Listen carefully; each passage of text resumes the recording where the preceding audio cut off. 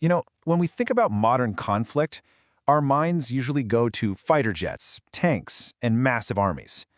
But what if I told you the most decisive battles aren't always fought on a physical battlefield? Sometimes the real war is about economic endurance.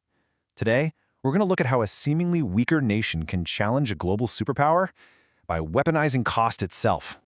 So here's the puzzle that keeps strategists up at night. In an age of almost unbelievable military dominance by one power, how does a country with a much smaller budget and way less advanced tech even begin to compete? I mean, on paper, it looks like an impossible fight, right? Well, the answer is as simple as it is brilliant. You don't try to play their game and win. You change the rules of the game entirely. Instead of meeting strength with strength, the whole strategy shifts to a completely different kind of warfare. To really see these new rules in action, we need a solid, real-world example of that classic power imbalance. So let's take a look at the conventional military picture, pitting the United States against Iran. On one side, you've got the United States. We're talking about the most advanced fighter jets on the planet, aircraft carriers that are essentially floating cities, and a defense budget that's bigger than the economies of most countries. And on the other side, Iran's conventional military, well, it just can't compete head-to-head in that arena. A direct fight would be over almost before it started. So when you're facing that kind of overwhelming imbalance, you have to pivot. You have to think differently. Instead of engaging in a war of strength versus strength, a nation like Iran has to use an asymmetric strategy, one that completely avoids direct conflict and goes after its opponent's vulnerabilities instead. Okay, so let's define that term, because it's key. Asymmetric warfare is all about the smaller guy exploiting the built-in weaknesses of the big guy.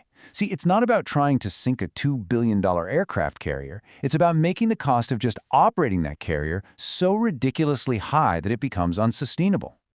This quote really just nails it. The focus completely shifts away from purely military targets and onto the economic engine that fuels a nation's power. It's a war that's fought on stock exchanges and in global supply chains just as much as it is on any physical battlefield. And that brings us right to the economic battlefield. The main goal here isn't to win by force, it's to inflict such a huge financial cost on your opponent that they just can't afford to keep fighting. You're aiming for a withdrawal not from military defeat, but from pure economic exhaustion. And the tools for this kind of economic warfare? They're often surprisingly simple and cheap. We're talking about things like basic drones that might cost a few $1,000s, some unguided missiles, and old-school naval mines, things that are cheap to make and easy to deploy. But look at what it takes to counter those simple threats. The United States has to use these incredibly expensive, mind-bogglingly sophisticated systems.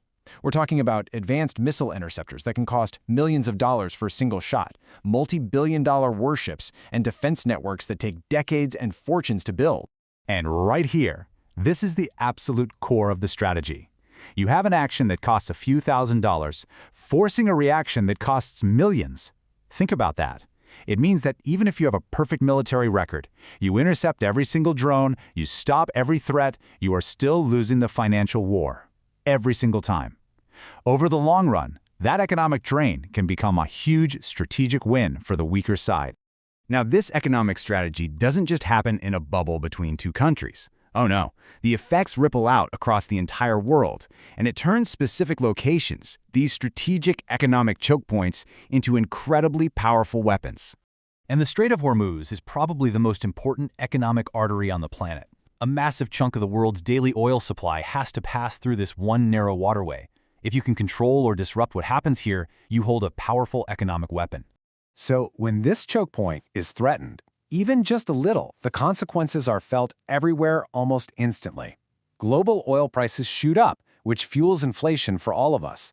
International markets start to panic because of the uncertainty, and all the supply chains that depend on stable energy prices start to wobble and break. This pressure is felt by regular people and governments all over the world. So you start to see the bigger picture. The objective isn't to win some naval battle in the strait. The real goal is to create just enough chaos, just enough uncertainty to trigger a global economic panic, because that panic creates immense political pressure on the United States and its allies from every corner of the globe. So where does this all go from here? What does the future of this kind of conflict look like? Well, it involves expanding the battlefield far beyond any one single region, and using an even wider range of tactics. The strategy is already growing. It's extending to targeting energy infrastructure on land, disrupting key shipping routes well beyond Hormuz, and using allied groups and proxies in lots of different countries to spread the conflict thin. It can even go after the global financial system itself by trying to get countries to sell oil in currencies other than the US dollar. What this all creates is a totally new kind of battleground. It's not a clear line on a map anymore. It's a complex, messy, multi-layered conflict that is incredibly expensive and really hard for a traditional military superpower to contain and control. Okay, so let's just boil this all down. What are the big takeaways here? First, modern warfare is becoming more and more economic. Second, the financial price tag of a conflict can actually be more important than who wins on the battlefield. And finally, the new front lines aren't just on a map. They're on the stock tickers of global markets. And all of this leaves us with a huge, critical question for the 21st century. As countries get better and better at weaponizing economic vulnerability, does having a resilient, stable economy become the ultimate form of national security? Is that the new military high ground?